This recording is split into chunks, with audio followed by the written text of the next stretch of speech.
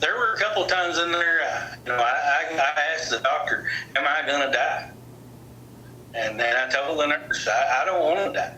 For Tom Harrington, this year's Father's Day didn't go as planned.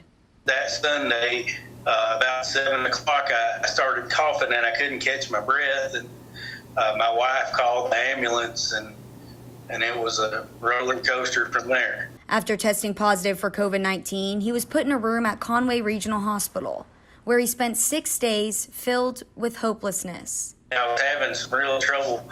They kept upping my oxygen and had me on some antibiotics, steroids. Things just didn't seem to be working. It then came time for the 42-year-old man to make a life-altering decision: be put on a ventilator or try the experimental drug Remdesivir. At the point I was on 80% oxygen, and it was being forced up my nose through a humidifier thing that was very uncomfortable. It's not like I could have walked out of the hospital.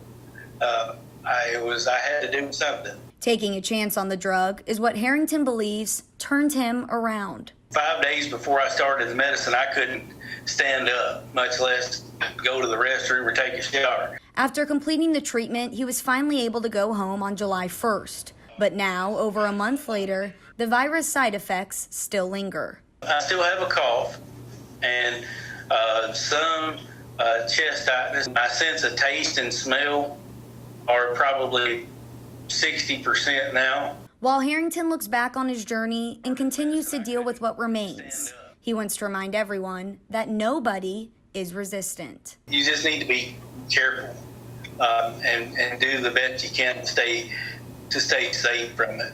In Little Rock, Mercedes McKay, THV 11 News.